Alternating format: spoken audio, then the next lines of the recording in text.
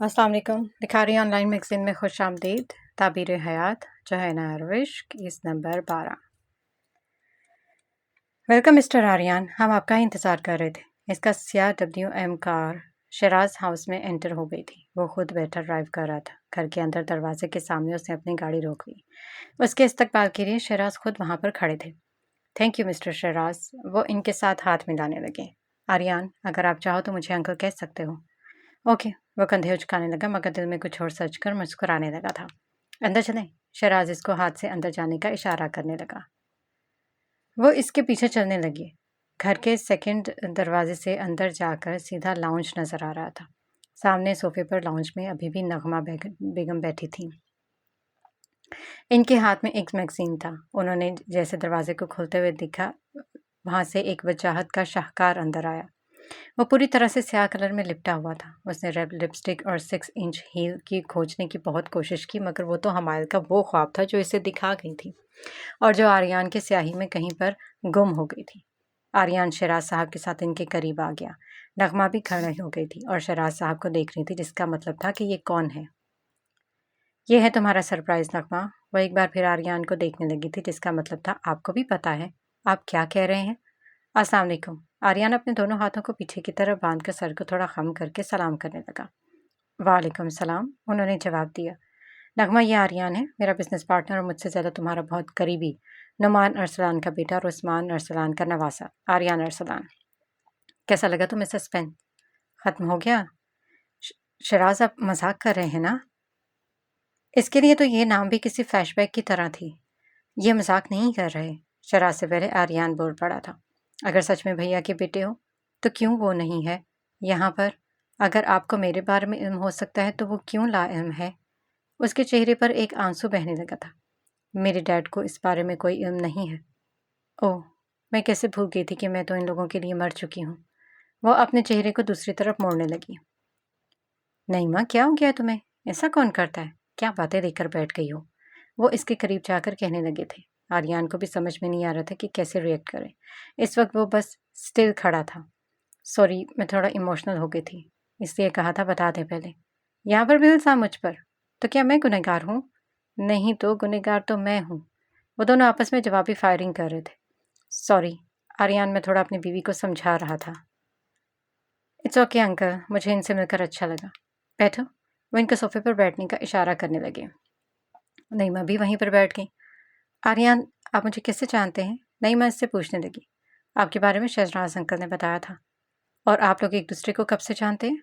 वो दोनों को देखने लगी। हमारा इतना टाइम नहीं हुआ, कुछ दिन पहले हमारी मुलाकात एक बिजनेस मीटिंग में हुई थी। इसका सरप्राइज हजम होने पर आ गया था, इसलिए अब सही बात शुरू हो गई थी। शराज ने आपको सिर्फ मेरे बारे में बताया। आर्यन इसके बात पर मुस्कुराने लगा था। नईमा को इसकी मुस्कुराहट में अपने बाप की झलक नजर आई थी। अंकल ने यह भी बताया था कि मुझे देखकर आप खुश हो जाएंगी। इस बात की मुझे समझ नहीं आ रही कि मैं खुश हूं कि नहीं, लेकिन इतने अरसे बाद अपने भाई का बेटा देख रही हूँ जिससे मैं बहुत प्यार करती हूँ, तो अच्छा लग रहा है। शायद इसे खुशी कहते हैं। मैंने भी आपको पहली दफ़ा देखा, लेकिन आप मुझे मेरी मामा की तरह लगी हैं। उसका ये नरम गरम अंदाज देखकर शराज हैरान होने लगा था। उसके साथ जितनी भी मुलाकातें हुई थी वो तो सिर्फ हाँ या ना ज़रूरत की बात करने का आदी था। आपकी मम्मा कहाँ हैं? इन्हें पता है? और अब्बा जान को इल्म है कि आप मेरे घर आए हैं? मेरे फैसले मेरे अपने होते हैं, मेरे दादा या किसी और के नहीं। और मेरी मम्मा कुछ ज़रूरी काम के लिए आउट ऑफ कंट्री हैं। चलो अच्छा है, आप बिजनेस के बहाने ही मिलने के लिए तो आ गए। मुझे फूफो का रिश्ता तो नसीब हुआ। वह एक नरम मुस्कुराहट के साथ इसको देखकर कहने लगी। आर्यन को अपने सामने बैठी हुई वो खातून बहुत अपनी सी लगी थी, बहुत मासूम, जिसने इतने साल बीत कर भी अपने घर वालों को नहीं भूला। शराज अंकल, आप सही कह रहे थे, मुझे भी आप लोगों से मिलकर अच्छा लगा। वो साइड पर इन दोनों की बातों को एंजॉय कर रहा था। आर्यन, आप मुझे आंटी कह सकते हैं।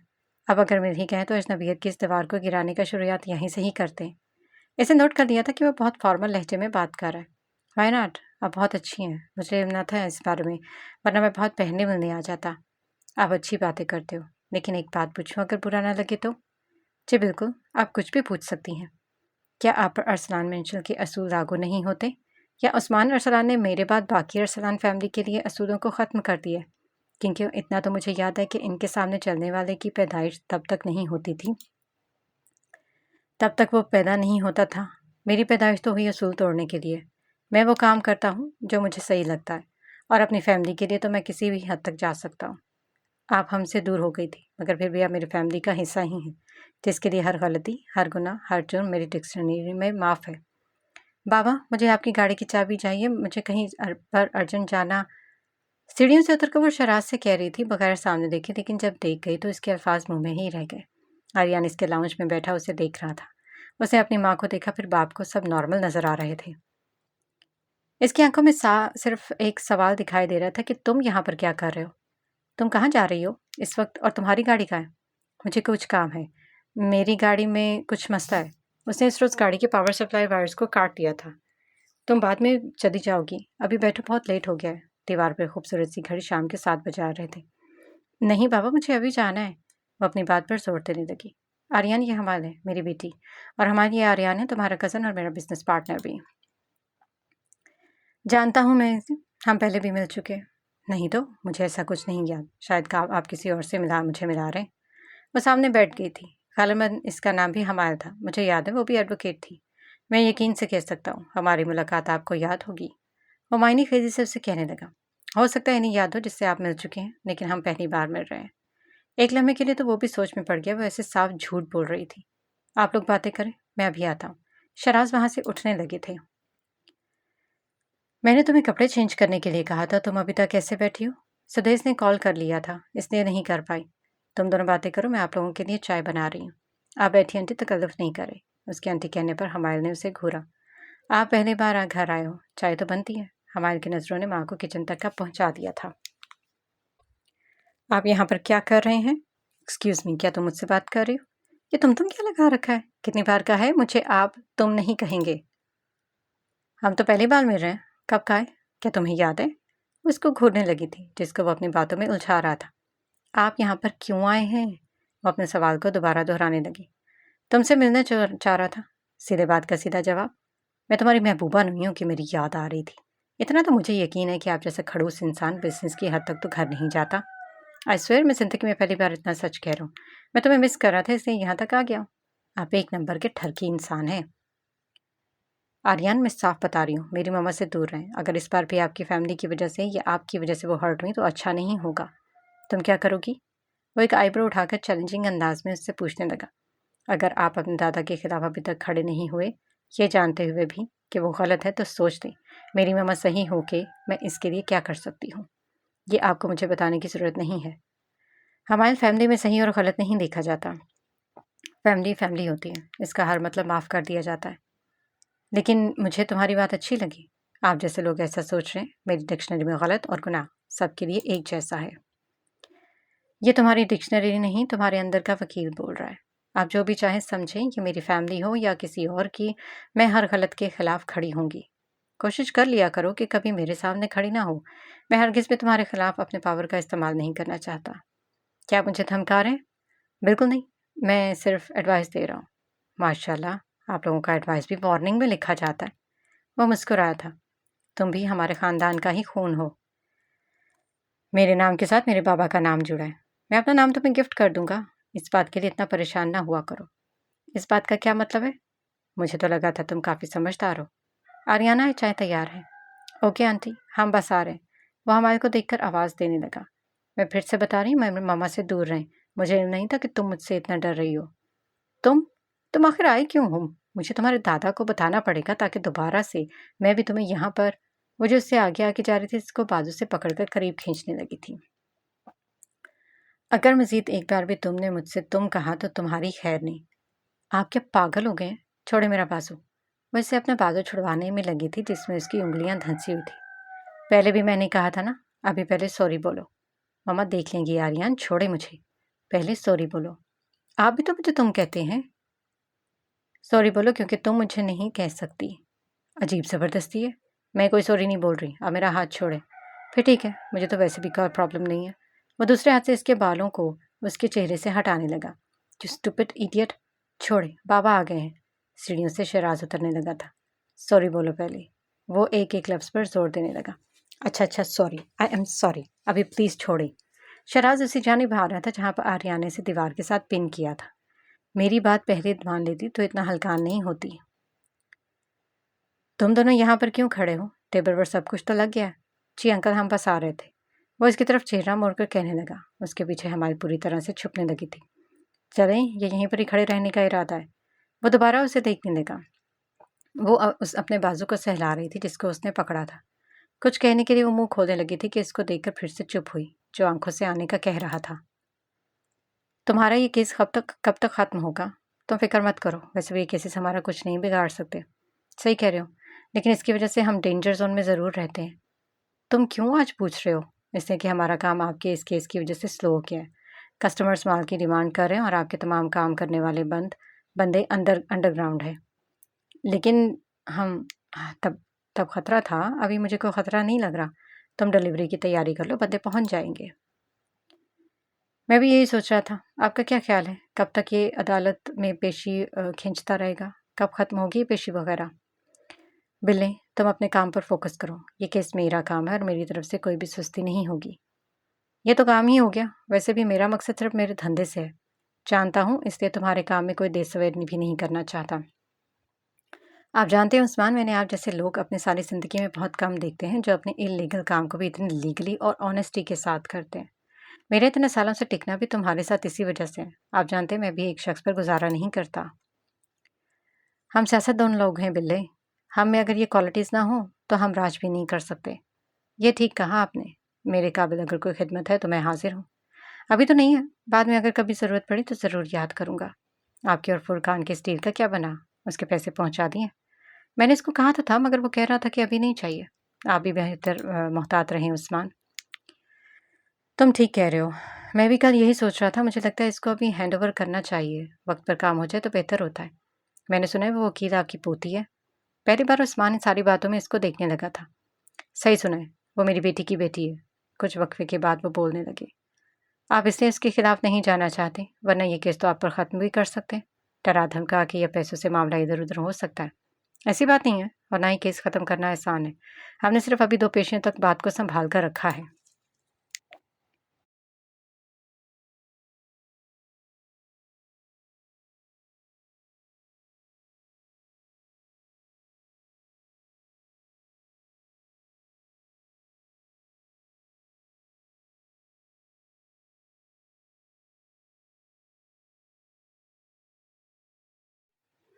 तुमसे बेहतर मैं जानता हूँ। अगर इसकी वजह से मुझे कुछ ज़्यादा फ़र्क ना पड़ा शुरू हुआ तो मुझे इसका असर ज़ाहिल करना भी आता है। मैं बस आपसे यही सुनना चाहता था।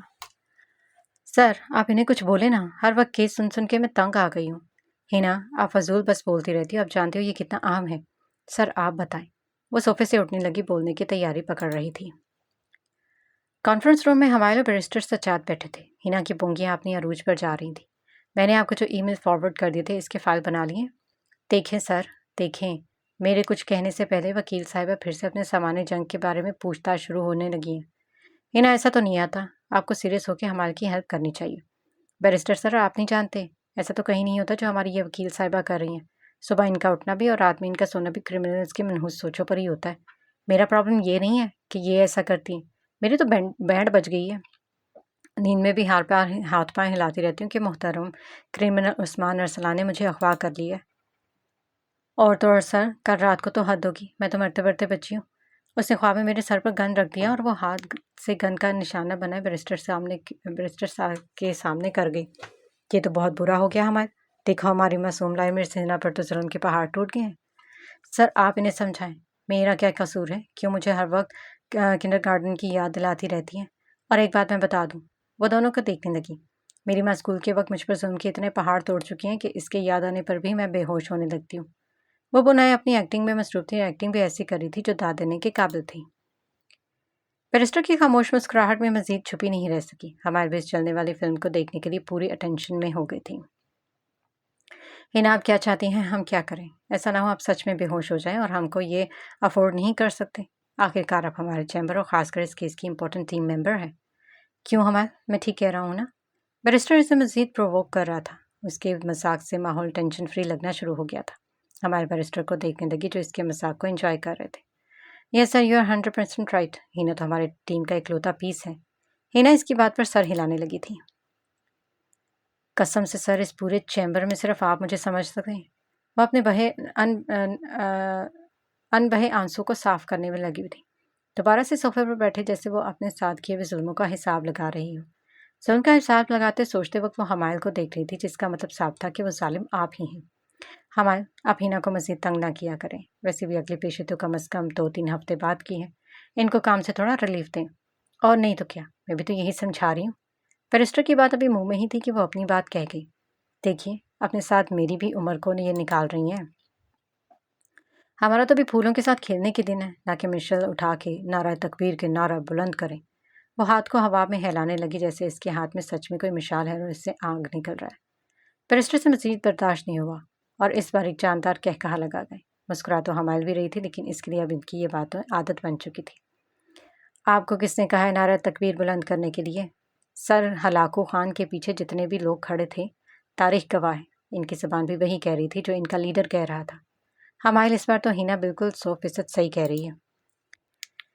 Thank you sir. सीने पर हाथ रखे हीरा थोड़ा झुकते हुए कहने लगी, जो इसकी हिमायत कर रहे थे। मुझे सच में हिना आपके इस टैलेंट का अंदाज़ा नहीं था। आपने तो मुझे बिल्कुल फ्रेश कर दिया। वो क्या है ना सर, मज़ीद ये जुल्म मुझसे बर्दाश्त नहीं हुआ और ना आज इससे महरूम हो जाते। चलो खैर, जो होता है अच्छे के लिए होता है। हमारे बैरिस्टर इसको मुखातिब करने लगे। हिना की इस दुख भरी दास्तान और तुम्हारी तरफ से जुल्मों का पहाड़ टूटने की वजह से मैंने इसका असाला करने के लिए आज आप दोनों को डिनर पर इनवाइट कर लिया। ये कोर्ट बर्खास्त की जाती है। उम्मीद है आप दोनों इस फैसले की पासदारी करेंगे। यस माय लॉर्ड, हम जिम्मेदार लॉयर्स की तरह आपके फैसले की तामीर करेंगे। वह सलूट मारते हुए कहने लगी, वो जिसके लिए इतनी एक्टिंग कर रही थी वो तो हो गया था, अब इतनी खुशी तो बनती थी। बैठ जाओ, बस करो ड्रामा क्वीन। एडवोकेट, आज तो जान छूट गई कसम से, मुझे वॉमिटिंग आना शुरू हुई थी। हमारी उसके फ़नी नेचर पर सिर्फ मुस्कुरा रही थी। इसके मोबाइल की मैसेज टोन बज गई थी। जो भी था, लेकिन इसने ओके सेंड कर दिया था। तीनों फिर से कॉन्फ्रेंस रूम में बातें करने लगे थे। आप श्योर हैं मिस्टर सराज कि वो कर सकती हैं? मुझे तो कोई शक नहीं है इसकी काबिलियत पर, लेकिन हाँ, अब ये देखते हैं कि वो क्या कहती हैं। इस पर बर्डन हो जाएगा। पहले से वो एक केस को डील कर रही है। आर्यन जब वो करने पर आए तो वो हर काम करती है। चलो देखते हैं कब तक पहुंच रही है। मैंने मैसेज कर दिया, कुछ देर में पहुंच जाएगी। शराज साहब आर्यन के साथ ऑफिस में बैठे हुए थे। इसने इसको बताया था कि कॉर्पोरेट लॉयर से बेहतर है कि इस केस को क्रिमिनल लॉयर से डील किया जाए, क्योंकि वो बेहतरीन तरीके से एक लीगल केस के बैकग्राउंड को क्राफ्ट कर सकते हैं। थोड़ी देर पहले शराज हमारे को आर्यन के ऑफिस के लोकेशन सेंड कर चुके थे। वो खुद भी यहाँ पर थे। शराज ने सरसरी से आर्यन को कह दिया था कि अगर हमारे लिए इस केस को करना चाहे तो बेहतर होगा, क्योंकि एक तो टाइम नहीं और दूसरा ये she is the best in her field. वो जल्दी में केस को राउंड अप कर देगी और इस तरह हमारा भी काम अपने प्रोजेक्ट पर जल्दी से स्टार्ट हो जाएगा। पापा, आपने मुझे कहाँ पर बुला लिए? उसने टेक्स्ट करके भेज दिया। अभी कहाँ पर हो? शराज ने टेक्स्ट करके वापस पूछ लिया। जहाँ पर आपने एड्रेस सेंड किया, इसका मतलब वो यहीं पर ही है। आर्यन हमारे यहाँ पर है, अपने स्टाफ से कहीं उसे अंदर यहाँ तक आने में गाइड कर दें। श्योर। वो वायरलेस से कांटेक्ट करने लगा था। हमारी वहाँ वेटिंग एरिया के सोफे पर बैठी हुई थी। मैम, आप आए मेरे साथ। एक लड़की उसके पास आई। मैं आपको सर के ऑफिस तक पहुँचाती हूँ। वह मुस्कुराकर उठने लगी। यह इसके थैंक्स करने का अंदाज था। वो जहाँ बैठी थी वहाँ से इस लड़की के हमराही में दाईं तरफ मुड़कर राहदारी से गुजरते हुए लिफ्ट में पहुँच गए। दूसरे फ्लोर पर इसका ऑफिस था। लिफ्ट से निकलकर वो 2 कदम आगे जाकर सीधा इसका ऑफिस दिखाई दे रहा था। मैम, ये ऑफिस है, आप अंदर जा सकती हैं। वो हेल्पर लड़की इसको छोड़कर वहाँ से जाने लगी थी। हमारे ने दरवाज़ा खोला और ऑफिस के अंदर आ गई। उसने जैसे सामने देखा, सामने रोलिंग चेयर पर आर्यन बैठा हुआ था। उसकी आंखें मुस्कुरा रही थी। ऐसा हमारे को लगा था। इसको इल्म नहीं था कि ये ब्लैक हंटर हाउस जैसा ऑफिस आर्यन का है। इसका मूड इसको देखकर ख़राब हो गया था। पापा, आपने मुझे यहाँ पे क्यों बुलाया? वो खड़े होकर वहीं से उससे पूछने लगी। बेटा, यही तो डिस्कस करना था। आज दूसरा करंट इसको लगा था। परसों इसके घर में आर्यन का आना और आज इसका यहाँ पर आना, जिसको इस बारे में इल्म भी नहीं था। लेकिन इसके माँ बाप के ताल्लुकात इसके साथ दिन ब दिन बढ़ रहे थे। वो सोचने लगी कि ये ताल्लुकात बिजनेस से कुछ ज़्यादा आगे जा रहे हैं। हमारा बैठ सकती हैं। आर्यन इसको खड़े देखकर कहने लगा। हमारे ने इसको देखा था। वो सामने वाली चेयर पर बैठने का इशारा कर रहा था। हमारे इसके इशारे को इग्नोर कर गई। वो सामने वाली चेयर के बजाय साइड वाली चेयर पर बैठ गई थी। जी बाबा, कहीं किस लिए बुलाया है? वो यहाँ से इस शख्स की नज़रों से ओझल होना चाहते थे, इसलिए खुद से बात करना शुरू कर दी। मैंने तुमसे डिस्कस किया था ना वो कॉर्पोरेट लॉयर वाली बात? जी की थी। हम अभी चाहते हैं कि इस प्रोजेक्ट को लीगली तौर पर किसी क्रिमिनल लॉयर से करवा लें। तो कर लें, इसमें क्या प्रॉब्लम है? तुम हमारी कुछ हेल्प कर सकती हो? मतलब आपने फैसला कर लिया है? सर बता रहे हैं मुझे। शराज को अगर कोई काम इसी से करना हो तो इसी तरह करता था। नो मिस हमाल, अगर तुम नहीं करना चाहते तो हम फोर्स नहीं करेंगे। वैसे भी मैं काफ़ी अच्छे लॉयर्स को जानता हूँ। शराज की जगह वो जवाब दे रहा था। मिस्टर आर्यन, क्यों ना आप वो लॉयर्स अपने दादा को प्रेफर करें, हो सकता है वो मुझसे बच जाए। वो अपने सीविज स्माइल के साथ उसके जवाब का इंतजार करने लगी थी, जो कि उसके मुंह से निकलने वाला नहीं था। माहौल के तनाव में इजाफा हो गया था। वे एक दूसरे को घूर रहे थे। हमारे, तुम बताओ, तुम कर सकती हो या नहीं? शराज इसको मुखातिब करने लगे। इसको तो खुद समझ नहीं आ रहे थे ये दोनों क्यों एक दूसरे को काटने पर तुले हैं। ठीक है, मैं कर रही हूँ बाबा, सिर्फ आपकी वजह से, वरना मुझे अफोर्ड करना हर किसी की बात नहीं है। वो आर्यन को देखकर कहने लगी। हकीकत में रहना अच्छी बात होती है मिस हमाल, शायद वक्त आने पर आप समझ जाएं। करेक्शन कर लें। वक्त आता नहीं है, हम खुद हालात और वक्त को इसके मुताबिक करते हैं जो चाहते हैं। खैर छोड़ें, आप मुझे फाइल दें, मेरे पास सिर्फ 14 दिन है, इसमें सब कुछ पूरा करना है। शायद बाद में मैं ना कर सकूं, आप मुझे एक डिटेल फाइल्स हैंड ओवर करें। बाद में क्यों नहीं मिस हमाल, ये एक मेगा प्रोजेक्ट है, अगर आप इसे लेना चाहती हैं तो इसको इंक्लूड भी करना है। 14 दिन बाद क्यों नहीं कर सकती? शराज भी पूछने लगा था। पापा, मेरे पर्सनल काम भी होते हैं, और शायद आप भूलें मेरा केस भी चल रहा है। आपका काम हो जाएगा, बस मुझे तमाम डिटेल्स फॉरवर्ड कर दें। मिस्टर शराज, ऐसा ना हो कि बेटी हमारे दरमियान में रास्ते में ही छोड़ दें। वी शुड टू बी एग्रीमेंटेड, चाहे आपका कोई भी काम चल रहा हो या आपको फिर हमारा केस लड़ना होगा। मिस्टर आर्यन, मेरे प्रोफेशनलिज्म पर क्वेश्चंस तब उठाएं जब मैं कुछ आउटकम ना दे सकूं। No, you have no right of any question और क्वेश्चन मार्क।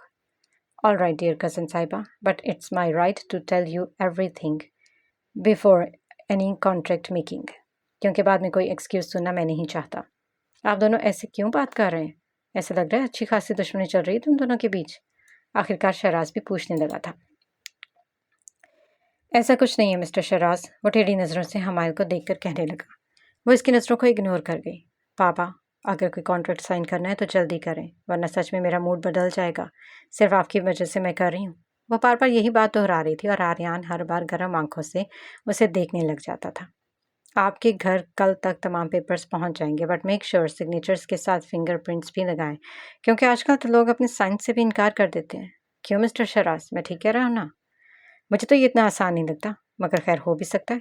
दुनिया डुप्लीकेट लोगों से भी भरी पड़ी है। उसकी बात पर आर्यन ने जानदार कहकहा लगाया था। हमारे ने एक नज़र बाप को देखा, फिर आर्यन को घूरने लगी, जैसे इसको आंखों से निकलने का इरादा रख दो। वो भी रख रख के मार रहा था उसे। मैं आपको जो सबूत दे रहा हूँ, कोशिश करें एहतियात से इसका इस्तेमाल करें। यह आपके केस के लिए बहुत अहम है। वह खाकी लिफाफे की तरफ इशारा करने लगा, जो कि इस वक्त इन दोनों के दरमियान टेबल पर पड़ा था। मुझे लगता है मेरा कोई पीछा कर रहा है। आपको यकीन है? यह सिर्फ शक है। ऑफकोर्स मैं श्योर हूँ, इसलिए तो बता रही हूँ। वकील साहब, मैंने अपनी जान पर खेलकर इन सबूतों को हासिल कर लिया है। अभी ये आप पर है कि किस हद तक आप इसे कारामद बनाती हैं। मैंने तो करना ही है, आखिरकार मेरी ज़िंदगी और मौत का फैसला भी आपने इसी पर करना है। शायद आप ठीक कह रही हैं, मगर हो सकता है मैं अपना इरादा बदल दूँ, मैं कोई और प्लान बना दूँ। ये एहसान क्यों कर रहे हैं? वो शक्की नज़रों से उससे पूछने लगी। अरसलान फैमिली के लोगों में सिर्फ आप पर यकीन किया जा सकता है। मेरा दिल नहीं कर रहा कि इस उम्मीद को मैं ख़त्म कर लूँ। पहली बात, मेरा नाम अरसलान फैमिली से नहीं जुड़ा। मेरे नाम के साथ मेरे बाप का नाम शराज अहमद का नाम लगता है। और दूसरी बात, मैं हर वक्त अपने रंगों को बदलती रहती हूँ, इसलिए मुझ पर इतना यकीन करने की ज़रूरत नहीं है। आप फिक्र ना करें, मैंने अभी तक अपना प्लान चेंज नहीं किया। मैं कभी भी आपको मार सकता हूँ अगर मुझे लगा कि ये केस आपके हाथ से जा रहा है। वैसे आपको अभी तक लगता है कि मैं आपकी धमकियों से डरने वाली हूँ? लगता तो नहीं है, वो कुछ देर बाद बोला। लेकिन जब धमकी अमल में लाया जाए तब डरने या ना डरने में फ़र्क पड़ता है। फिर आप डरें या नहीं डरें, तबाही तो हो जाती है। वो हंकारा भरने लगी। इसकी बात में सच्चाई तो थी। आप मुझे बताएंगे इस लिफाफे में क्या? हाँ ज़रूर। वह शुरू हो गया था। कराची में उस्मान की एक पुरानी हवेली है। इस वक्त इसमें बहुत सारा ब्लैक मनी छुपाया गया है। इसका मतलब इसके साथ कोई और भी मिला हुआ है। वो इसकी बात के दरमियान में बोल गई थी। अगर इतना ज़्यादा पैसा है तो इसके साथ खड़ा शख्स भी कोई आम या मामूली नहीं है। वो कड़ी से कड़ी मिलाने लगी। आप ये कैसे कह सकती हैं? इसके चेहरे पर क्वेश्चन मार्क बना हुआ था। अगर आप थोड़ी देर के लिए मुझे मारने का सोचना बंद कर दें तो आपको भी समझ आ जाएगी। आप बता दो, मैं इस मामूली बातों पर अपना दिमाग नहीं ज़ाया करना चाहता। आप जैसे लोग कर भी नहीं सकते। गोली चलाने, मारने और मरवाने के अलावा और सीखा ही क्या? आप बताना पसंद करेंगे? वो शख्स इसको मारता या ना मारता, हमारे ने इसको अपने अपने हर जवाब में मारना फ़र्ज़ कर दिया था। इतना तो आप भी जानते हैं कि उस्मान जैसा शख्स बेवकूफ़ नहीं हो सकता। इस बात को सोचिए, वो इतनी बड़ी रकम क्यों घर पर रखेगा? और वो भी इस हवेली में जो इसका ख़ानदानी है। इसमें इतनी तो अकल है कि वो अपने ब्लैक मनी के लिए किसी अननोन बैंक अकाउंट का इंतखाब करे। क्योंकि इस तरह इन जैसे लोगों के काले धंधों और इल्लीगल मनी के बारे में मालूमात निकालना मुश्किल होता है। अब सवाल ये है कि क्यों रखा है? तो सीधा सा जवाब है कि ये ब्लैक ट्रेजर कुछ दिनों में यहाँ से कहीं और शिफ्ट होने वाला है। उस्मान की हवेली इसके लिए वक्ती पनाह है। कुछ दिनों पहले इनकी पॉलिटिकल और सोशल हालात बहुत ख़राब हो गए थे, शायद इसलिए ये अभी तक पड़े हैं। वरना इतना सारा माल वो कभी भी इतना गैर महफूज इतनी बड़ी गलती तो उस्मान जानबूझकर नहीं कर सकता। आपकी अगली पेशी कब तक है? अभी 1 हफ्ता है। क्यों? तो फिर आप कोशिश करें कि आप ये सबूत आने वाली पेशी में अदालत में पेश करें, क्योंकि अगर आपकी बात सच हुई तो हमारा ये सबूत काम नहीं कर पाएगा। अगर उस्मान ने इसको कहीं और पर शिफ्ट कर दिया, आपको यकीन है कि यही ब्लैक ट्रेजर हवेली में ही है? हाँ, मेरी ये खबर पक्की है। अभी तक सारा पैसा हवेली में ही है, लेकिन इसमें बहुत ज़्यादा खतरा है वकील साहिबा। उस्मान का निशाना सीधा आपके सर पर होगा। आप जानती होंगी कि ज़ख्मी भेड़िया कहीं ज़्यादा खतरनाक हो जाता है, और मुझे लगता है यही इसकी कमज़ोरी है। अगर हमने मज़ीद ढील दे दी तो वो और भी स्ट्रॉन्ग हो जाएगा। हर रोज़ तो इसकी एक नई जुलूस निकली होती है। किसी न किसी टीवी चैनल पर हर रोज़ इसकी प्रेस कॉन्फ्रेंस हो रही होती है। हर रोज़ वो मिट्टी भर भर के लोगों को बेवकूफ़ बनाने में लगा है। आपने कुछ प्लान किया है? वो शख्स इससे पूछने लगा था। वेल, किया तो नहीं है, लेकिन अब तो करना पड़ेगा। कुछ देर बाद वो जवाब देने लगी। आपके और उस्मान अरसलान के अलावा भी मेरे जान के दुश्मन निकले हैं। आपने तो कहा था आपको डर नहीं लगता। डर नहीं लगता, लेकिन जान सबको प्यारी होती है। वो एक लंबी सांस लेने लगी। शायद आप डर गई हैं। आपको कहीं ना कहीं डर लग रहा है। मिस्टर निसार, कहना आसान होता है और आप वही काम जब करते हैं शायद आप इमेजिन भी नहीं कर सकते कि आने वाले वक्तों में क्या हो सकता है। और इसी नामालूम खौफ के साथ आप एक काम को सर अंजाम देते हैं। इसके लिए बड़ा हौसला चाहिए होता है। जिस तरह आप अपनों के लिए इंतकाम के लिए लड़ रहे हैं, मैं इन्हीं को बचाने के लिए डर रही हूँ। चलो अच्छा है, हम दोनों में एक चीज़ तो एक जैसी निकली। वो थोड़ा सा मुस्कुराने लगा। मिस्टर निसार, एक बात पूछूं आपसे? पूछे वकील साहिबा। वो इसको जो कुछ देर देखती रही। आप मुझे क्रिमिनल नहीं लगते।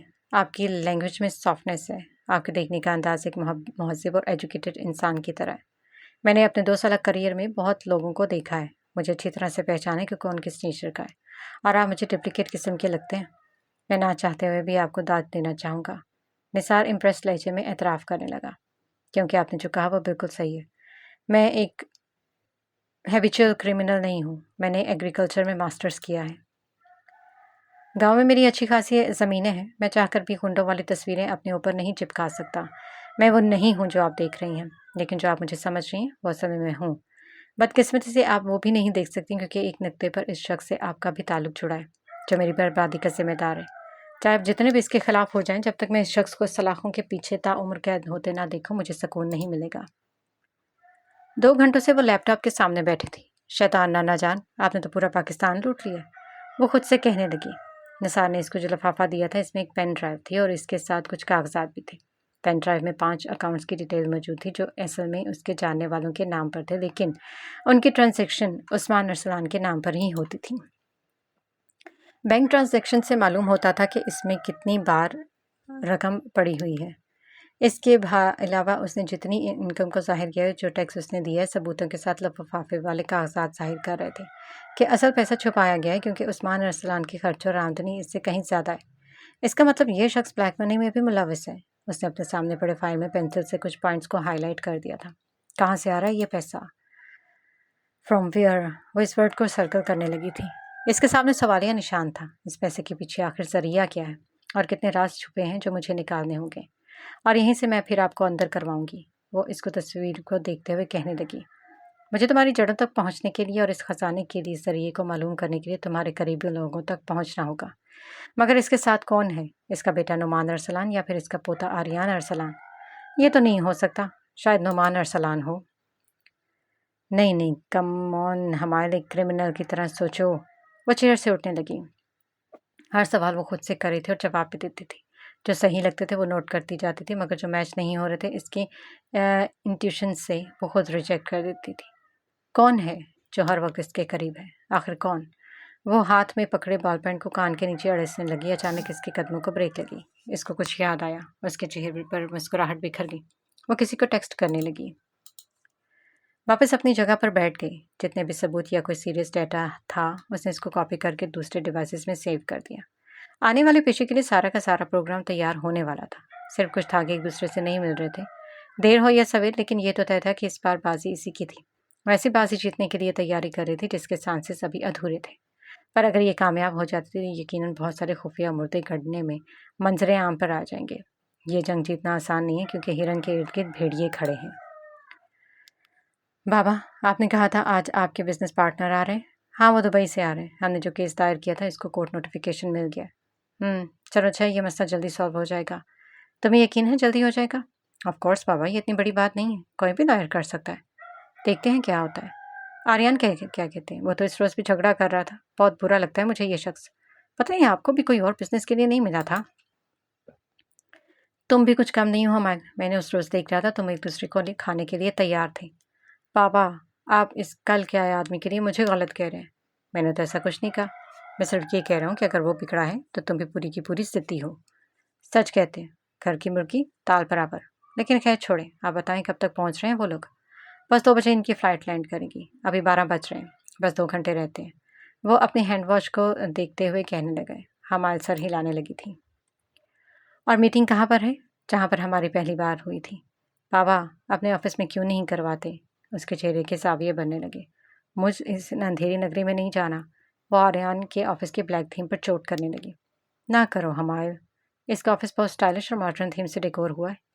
अंधेर नगरी कहकर तुमने तो वहाँ के सारे इंटीरियर का बेड़ा गर्क कर दिया। और वैसे भी सब कुछ इतना डिसेंट लग रहा था। बाबा, सब कुछ इतना ब्लैक था, मुझे हर चीज़ में हब्स महसूस हो रहा था। मुझे तो लगता है इसका बस नहीं चल रहा था, वरना लाइट्स को भी ब्लैक ही करवा लेता। वैसे इस बारे में सोचा जा सकता है। वो तिरछी नजरों से इसको देखकर इससे इत्तेफाक करने लगे। वो भी ये नोट कर चुका था कि हर चीज़ को जो पॉसिबल हो सकता था वो डार्क लाइट लीड थी।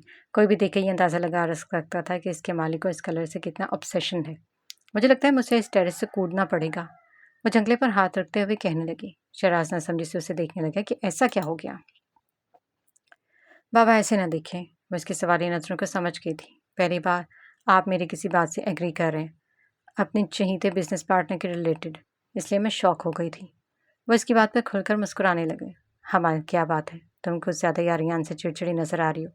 इसको आर्यन की प्रोडिक्शन याद आई जब वो कह रहा था कि वो इस बिजनेस डील पर कुछ अलग बिहेव करेगी। मुझे बुरा सिर्फ इसलिए लग रहा है बाबा कि आपने कभी किसी की इतनी तारीफ नहीं की, ना मेरी बात को काटा है। मैं देख रही हूँ ये तीसरी बार है। अब हर बात में आर्यन को डिपेंड करते हैं और ये मुझसे बर्दाश्त नहीं होता। फिर मुझे इस काले बांगड़े से जेलसियाँ फील होती हैं। इससे मैं फिर चिड़चिड़ी तो होंगी।